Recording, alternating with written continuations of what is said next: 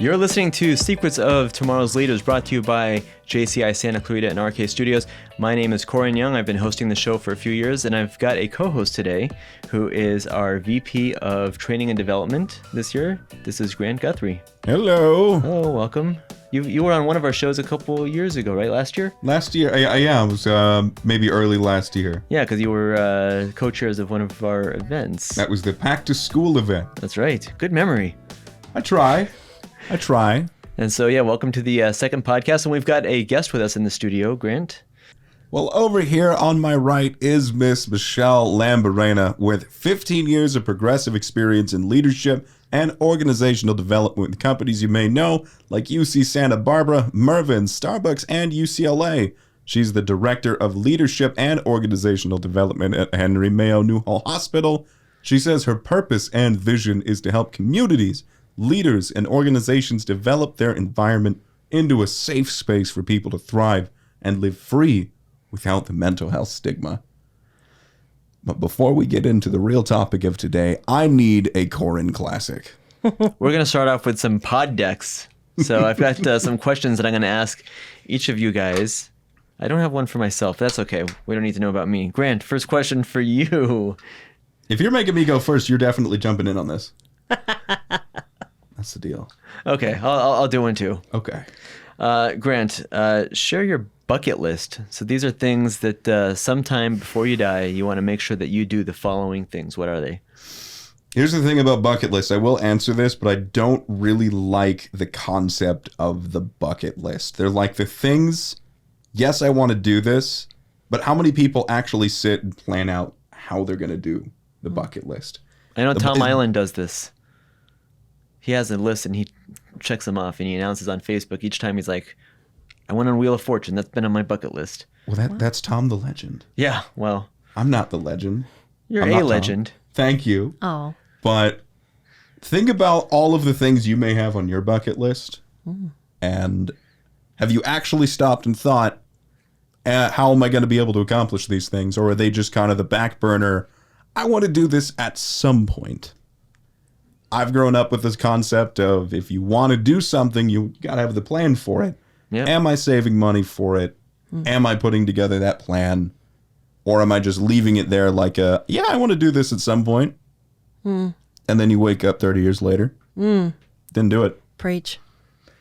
But if I'm actually going to legitimately answer the question of this bucket list, I definitely want to go see the Azores. I would love to skydive over the Azores, to be specific. But And for those who don't know, where are the Azores? The Azores are a set of beautiful islands off of the coast of Portugal.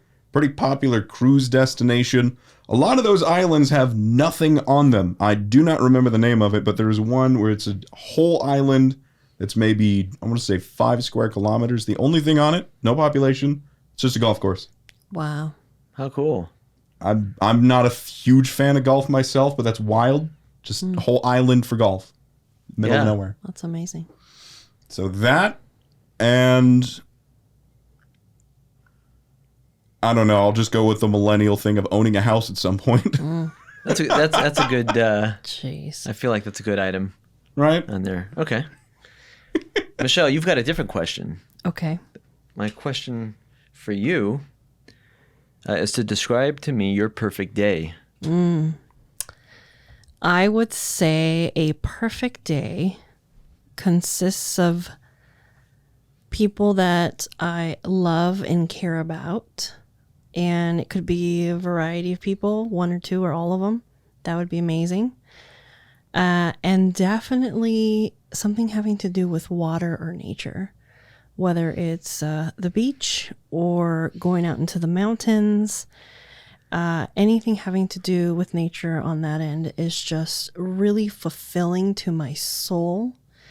It renews me, it restores me. It is part of my self-care practice. And those are the little big things that I do to take care of myself and my mental health.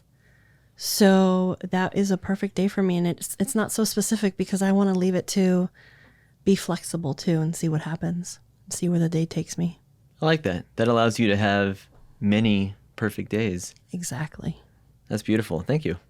I feel like I shouldn't miss out on the segue there of how important that is to your mental health, seeing as where we're at. You're not getting out of yours. Oh, so I'll let you nice. decide if you're doing that now or at the end of this. I'll jump in now just because I peeked at the next one. I didn't shuffle. I didn't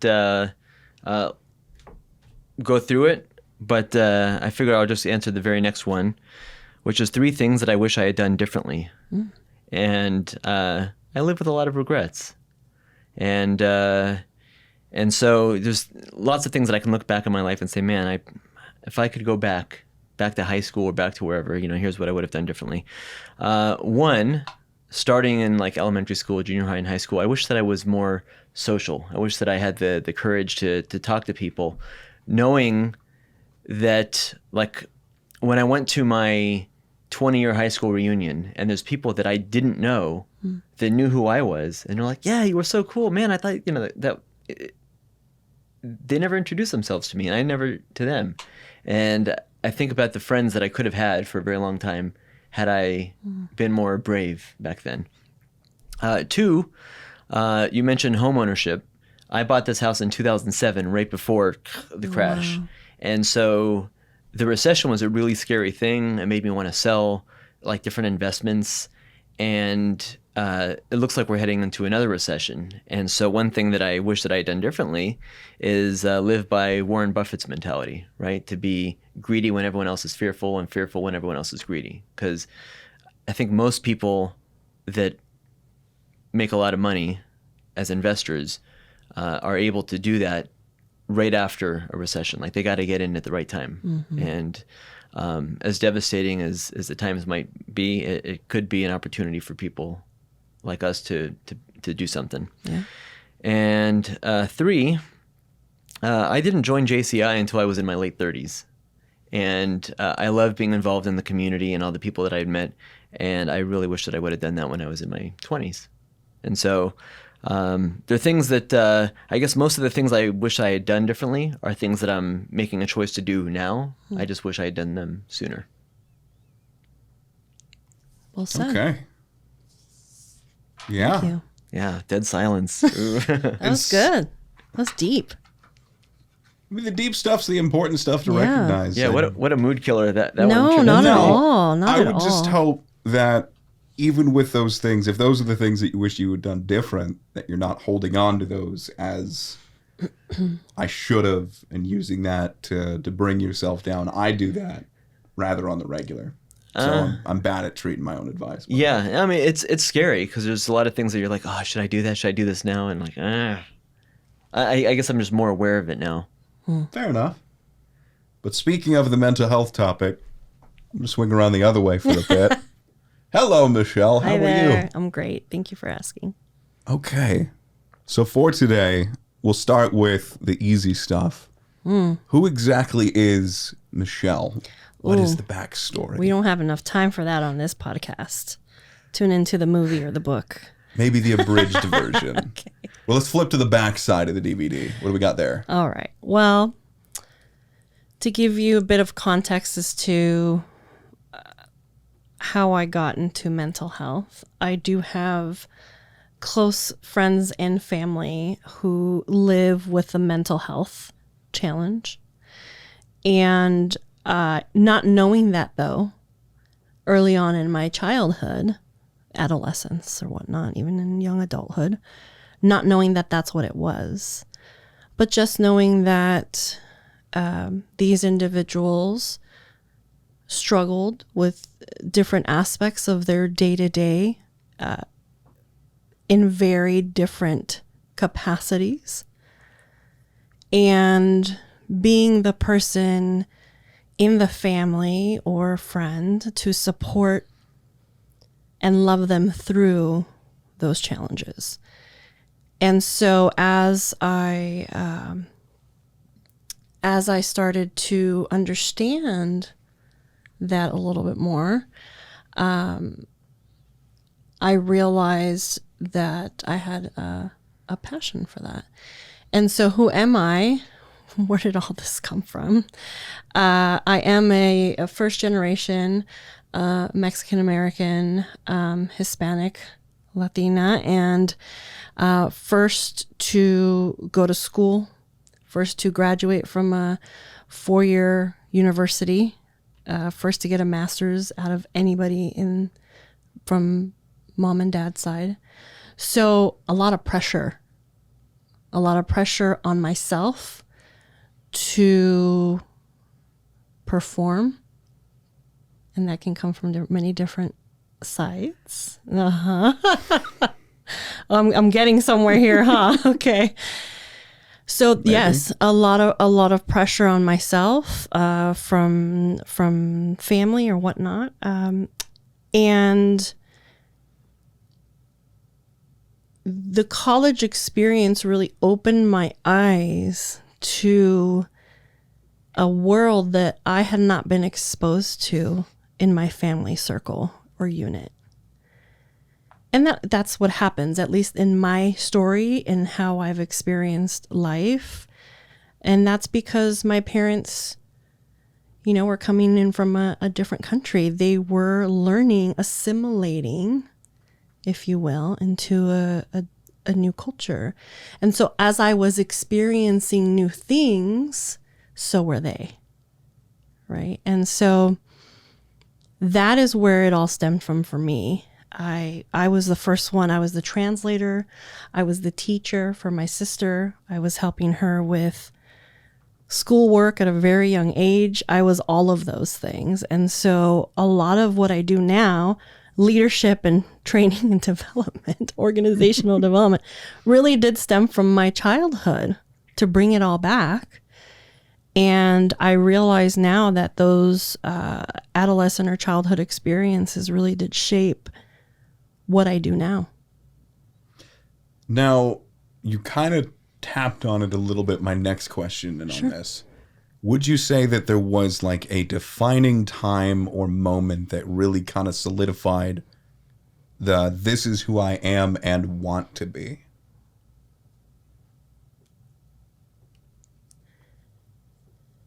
So I have always done leadership development, even before I got paid to do it, because it's just something that comes natural to me, and I help others. I love to do it. But the mental health aspect of it, for me, it was a time in Henry Mayo's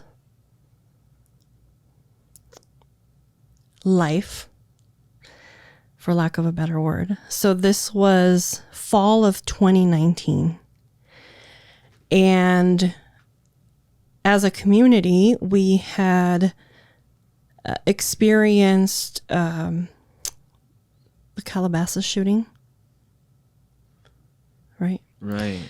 And there had been folks that some people knew from the hospital, either they were there or their friends were there or whatnot. And this is a very short period of time in that fall. Then there were, and I could have the chronological order wrong, but then there were the fires, right? And then we had this Saugus shooting. All of this. Yeah, right here at home. All of this happening. All of this. And my role in the organization is, and people joke that I'm the in-house therapist. That's the running joke. But truly that's what I do, is I try my best to create a safe place, safe space for people to come to. They know that they can come to me without judgment, only love and support. And so what I was hearing and seeing, observing, was a tremendous amount of pain and trauma. And I am not a clinical person. I am not clinical. Although sometimes I wish I was, because I want to dive in, roll up my sleeves and help. And I remember Saugus shooting happening and feeling completely helpless. How can I roll up my sleeves and jump in and help? And I just felt it just, there are no words. No words. And I just wanted to love and support those people that were hurting. Because at our hospital, we have community members that live in this community. Their children go to that school. Their neighbors, their nieces, everyone, right? So not only did we have and provided care for the individuals that were affected, but our own employees, our own staff, our own leaders were also worried about their children and their nieces and their nephews and their whoever it may be. So all that to say that I needed to do something. So at that moment, I researched and found this well-known certification program, trauma debriefing. And I went through that certification program, got certified, and I just still felt like it wasn't enough. I learned so much. There has to be more. And then came to find somebody that I work with brought up mental health first aid, and I did a little bit more research and dug into it a little bit. And that's where it just all became very clear. Mental health first aid. And for those who don't know, it's very much like CPR.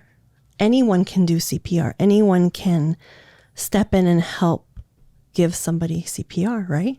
As long as you have the training for it. Same goes for mental health first aid. You don't have to be a clinician or clinical to provide mental health first aid. Anyone can do that as long as they have the tools.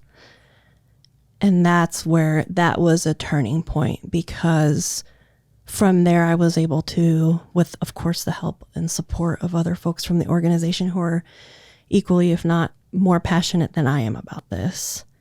And we developed Care for the Caregiver program, in-house program, where we trained internal folks to become mental health first aiders, so certified mental health first aiders, so that they can provide that mental health first aid to anyone in the organization who needs it. And they wear a special logo on their badge, and that logo is a navigation pin drop with a heart in the middle of it. And so what that navigation pin drop means is when you see that logo on somebody's badge, that is a safe place, safe space that you can go to, no judgment, only love and support. And that's how that came to be. I like that. Yeah. Yeah, Michelle, you did a training for us a couple years ago, and I remember we did a podcast, and the training was in March of 2020, so it was just before the lockdowns, and it was just a few months after what you had spoken about, like the fall of 2019, which was a rough year, and 2020 made things even crazier. Absolutely. But the training that you did for us was about what's your why, find your passion, and that will lead you to why you do what you do. So it was fascinating to hear that your why even came out like somewhat recently. Yeah, I've definitely been following my why. My why has evolved throughout the years. And it's gotten shorter and shorter. It used to be a really long sentence. And now it's just to help people find their greatness, because everyone has it inside of them. Some of us just need some help to tap into it. And whether that's through mental health or whether that's through something else, that's what I'm there to help do and support. There's quite the little quote, like helping people find their greatness. Disney, if you're watching, come on. Yes, please. That is my dream. I am such a Disney. You can ask anyone at work that knows me. I am. Yes, it's a beautiful problem to have. I gotta ask then, top three. Oh, if we're talking Disney. oh gosh. Top three what? Top three. Just movies. Let's talk Movies. Oh, I mean, if you're the big Disney fan, there's hundreds of them. I know. Yeah, but you could have a top three. I thought he was going to go with rides. What? I mean, character. We could go with. We don't have enough time on this podcast. Top three of Just dwarves. move. Let's say dwarves. Name three of them. I can probably name most of them. Oh, okay. Wow. Sleepy, Sneezy, Doc. Are those your three favorites? No, I could do more. I don't want to steal the thunder away from Michelle's rest of them. You got Dopey, Oh my gosh. Flappy. Flappy. There's a Grumpy. I think that's most of them. But I'm pretty sure they kicked Flappy out. Oh gosh. But if you were to pick, Oh gosh. if we're going with the movies, I'll give it either a top three Disney movies or the Disney princesses. Now, are we only doing Disney, the Disney company, like animated films, the live actions? Are we including Marvel? Are we including Fox? Are we including the Star Wars universe? It is Are so we difficult including now that you throw Pixar? all of that in now. Well, that's what I'm saying. Yeah, I I was feel just like, if we just go with Disney Anything that's classic before they went for like the mass purchase of everything. So cut gosh. out Marvel, Fox, Star Wars, Pixar. oh, see, now you're just. I include all of that. Okay. Now you're giving yourself more to work with. What do you got? Oh, this is hard. Well, my go-tos are, I'll say this, my go-tos without thinking are Star Wars, for sure. There's like 12 of those now. I know, but anyone, it's really, yeah. No, I usually I start at the beginning. episode Hope? 4? Yeah, so I Okay. usually start at the beginning. Just so we're on the same page, but what the beginning is. The real beginning. Yeah. Yeah. Which is? Right, yeah, New Hope, right? Yeah, not Phantom Menace. I mean, before Wow. it was A New Hope, they just called it Star Wars. Yeah. Yeah. Okay. I just wanted to make sure we're clear on this. Yeah, okay. yeah. And then I would probably say only because my sister used to watch these over and over and over again, and I know probably every line in these movies. Beauty and the Beast. I could sing every song. You don't want me to. I can't sing for anything to save my life. And oh, this is hard. A Nightmare Before Christmas. Solid choices. What a variety, too. Yeah. Oh yeah, I'm all over the place. We got a live action, an animated, and a claymation. If I'm gonna hit you with yours next, so Oh. you have a moment to think about it. Top 3 Disney? Yeah. Oh, gosh, okay. But for mine, if we're going off of what yours includes, which is all of it, All of it. we have Atlantis: The Lost Empire, Empire Strikes Back, then The Incredibles. Oh, We go with just Incredibles is Disney? it is Pixar. now. Oh, okay, yeah, that's right. Okay, If we go before all of those major purchases, yeah. we have Atlantis, Treasure Planet, and then Lilo and Stitch. Oh yeah, Lilo. Yeah. See, there's just so many. Ugh, that's good stuff. You could just name any random movie. 50% chance is probably Disney at this point. It's- I feel like you're gonna just be owned by Disney at some point. Okay, I'll go I'm with not gonna Tangled. Sorry. Who Framed Roger Rabbit? That's Touchstone, but that's Disney, right? Is it? I'm gonna say yes. Okay. Sure. Okay. He wants to look it up You're now. gonna challenge me I on that? feel like I should. That feels wrong. I don't feel like Who Framed Roger Rabbit. No, it's in Disneyland. What am I saying? Yeah. Yeah, but they licensed it, so they got. It counts. Yeah, there's enough there. It counts. Yeah. Okay. And Lion King. Yeah. Ooh, Yeah. saw that at Pantages actually. Ooh. Yeah, I've never Yeah, seen it's the stage adaptation. That was pretty good. So we've gone pretty far off topic there. We should wrap back around to the fact that we are doing a training about this. We have a mental health training coming up here in August. If you wanted to talk a little bit, without too many spoilers, as Okay. to what we can expect. So what you can expect at this training is whether you are experiencing yourself mental health challenge, whether you have somebody or know somebody, love somebody who is experiencing a mental health challenge, that you will leave this session with the tools to be able to provide support to a loved one, a friend, someone at work, someone at the grocery store. And this is the start. This is the start of creating a safe place, safe space in the community, one person at a time, so that we can start to remove the stigma around mental health. The more we talk about it, the more we openly share, the more people will feel comfortable opening up and sharing where they stand and knowing that they will receive love and support and resources and tools that are available to them at any time. And so that is just a little bit of a glimpse as to what they can expect.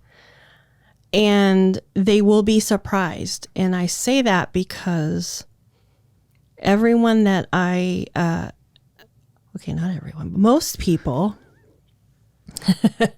that attend these training sessions leave with, I usually get the feedback, wow, I didn't realize that X was a mental health issue or challenge. And they're just blown away.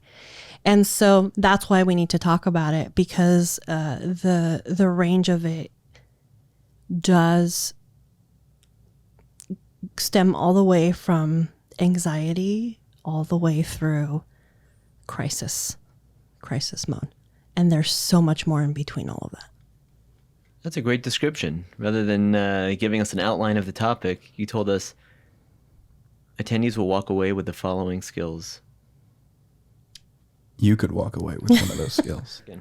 On the topics of, could be anything from just the beginning anxiety to getting into crisis mode, would you say that what would be an easy indicator that somebody could hold on to? Like, maybe I need to take a step back. Maybe I need a deep breath, that maybe not a lot of people recognize is a little bit more of an indicator that, yeah, I'm starting to get to a more stressed out period. I'm starting to get burnt out or worse. Yeah. So that answer varies just as our fingerprints vary. And I say that because how I begin to feel it will be very different than how either of you two will feel it. And so what I will say to that is awareness. And when you have reached a certain point, we lose that awareness. Some people call it being grounded. And how do you get that back? It's really knowing yourself, knowing, why is my back tensing up all of a sudden? Why is my chest tightening all of a sudden? Why am I getting dry mouth all of a sudden? And my palms are sweaty. Right? So it varies for every individual, but it's being in tune with yourself and your body and what it is that you are feeling, so that then once you realize what you are feeling, you can assess the environment in which you are in so that you can understand what is happening right now in this moment that is causing me to feel this way. I hope that helped to answer your question. Yeah. Okay. I'd say so. What would you say counter then? Something that somebody could do on any given day to kind of reduce some of those symptoms of ongoing stress, or just to kind of step back from, to be dramatic, the horrors of reality. Yes, absolutely. So we will talk about that in the training as well. So come and join us. Spoilers, sorry. Self-care. Self-care, again, will also vary depending on the individual and what brings them joy, what makes them happy. Some people have forgotten what that is or have lost sight of that. So sometimes we have to try different things to help reinvigorate that joy and happiness in us, and trying different things. So for some folks, it's going for a walk. For some of them, it's going to the gym. For some, it's talking to a friend or a loved one, and that makes them happy and makes them laugh, or can help them just be grounded and present. For some of us, it can be going to the beach, going to the mountains. Some of us, it's our dogs or our fur baby or a pet or whatever the case may be. It's just so different, right? Some folks love their car time, their travel time in the car. For those of us who do go to an office, and that's their time to decompress, right? That's their alone time. For some people, it's spirituality, prayer, chanting, worship, whatever the case may be. It's different for everyone. And so it's really being in tune and aware of what sparks that for you. And it doesn't have to cost any money. It could just be going to the park. I mean, it can be anything like that. Best $30 I spent during COVID was buying one of those camping chairs, the fold-out camping chairs, and I kept it in the trunk of my car. And I would go driving around with my sister, and we'd go check out new parks that I've never been to. Oh, that's a cool park. Pull over, set out the camping chairs and hang out and just enjoy the breeze, go for a walk. I'm telling you, it was the little things in life. When COVID first started, I just tried to find what are the positives? What are the things I have direct control and influence over? Is me and my actions and what I do next. You have really good answers to these questions. I feel like when I'm jumping back in, I know I'm just going to be asking another question, but it's like, sure, I got to follow it up with a good one. I'm going to do the exact opposite of what I've been doing with the big vague, and we're going to go a little more focused. What is something that never fails to make you happy? You're next. I often get asked at work, because I'm a team of one, but I don't see it that way, because I feel like the whole organization, the whole leadership team is a team that I belong to. And so if I need support, they will give that to me, right? Mm-hmm. But truly, for me, it's spirituality. For me, it's being grounded in that, in the mountain highs and the peaks and the valleys, as they say, and really learning self-care and what brings me joy. And it wasn't easy. I had to try a lot of different things to figure that out. And then once I did, I'm holding on to it, and I'm not letting it go. Not only was that a great answer, I think you also had enough time in that to think of yours. I did, and I really do appreciate you giving me a heads up, because I'm sitting here listening to Michelle's answer. I would not have even thought about it, but I had a good 40 seconds to think about what never fails to make me happy, and I realized that it's when someone who I haven't spoken to in a long time reaches out to me, right? Like an old friend or family member that... like these days with social media on Instagram or Facebook, it's so easy to put out a post and have 1,000 people see that you graduated, or you got a promotion, or you went on a trip or something like that. And I don't post very often. For me, I post like once a month, and so I'm not giving a lot of updates. And I see updates from the algorithm's set up where the people that things I'm closest with, it's going to show me those people more frequently, so I see their stuff. But there's some people that I haven't spoken to or heard from in years, and it's like out of sight, out of mind, so you're just not thinking. And when that person sends you a text or a call or even a private message through one of the social media apps, it's like this person out of the blue like thought of me, and chose to reach out directly, and that's kind of cool. It kind of went beyond just speaking of the algorithm, just a like on a post or a comment. They took that extra time to rebuild that connection. Yeah, and sometimes it is based on that, though. Sometimes I'll post something and get a like, and then also like a message like, "Hey, man, that's really cool. How are things going?" And you get the chat. So that's the good thing about the social media platforms, is that it is a good way to reach a lot of people at once, and it's an easy way to see what a lot of people are doing at once. And if you want to, if somebody has something fun to share or something sad to share, you can hit the little heart or the thumbs up. But it doesn't take that much more effort to put in a little comment. Just say a little something. Yeah.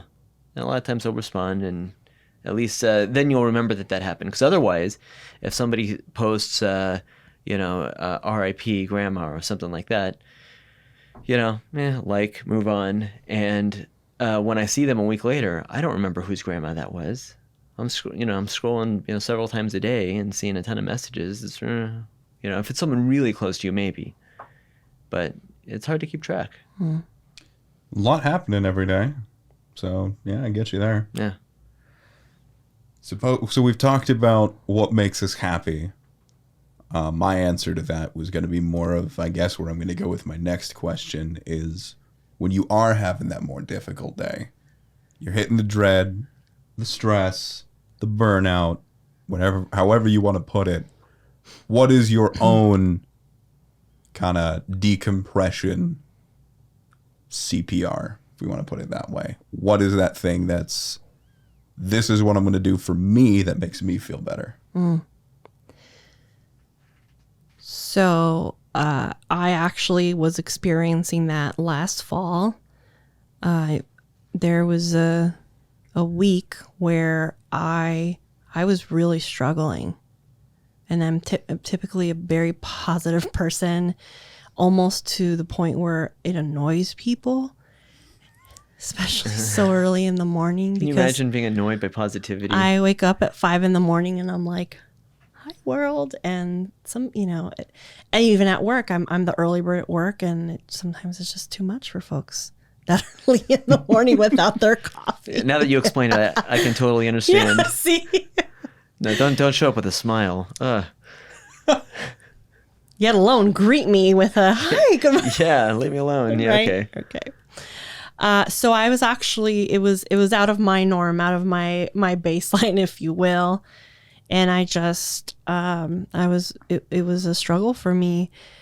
And so I am a firm believer that what you consume, what you take in, what you hear, what you listen, what you choose to listen and read and hear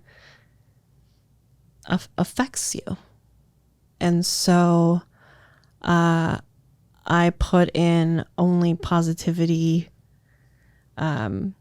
speakers that I love to listen to in my ear throughout all of work. If I wasn't in a meeting, if I was in my office, that's what was in my ear. And I kid you not, within 2 or 3 days, turned it around. Now, that wasn't the only thing.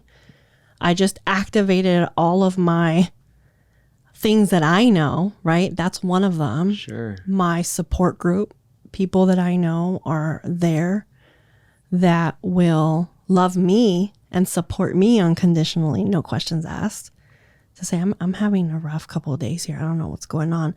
And then they let me talk it through, because that's how I process, by talking it out. Some people process it differently. I also went on walks. I need to get out. I need to clear my head. I was doing all of it. And yeah, it took a few days, but I was able to turn it around. Now, for some folks, it's more than that, right? For some folks, it takes a whole group of people to help support them. Therapy, physician, a whole group network of support. And that's okay too. We need to activate all of our resources to help us be successful, be our greatest self.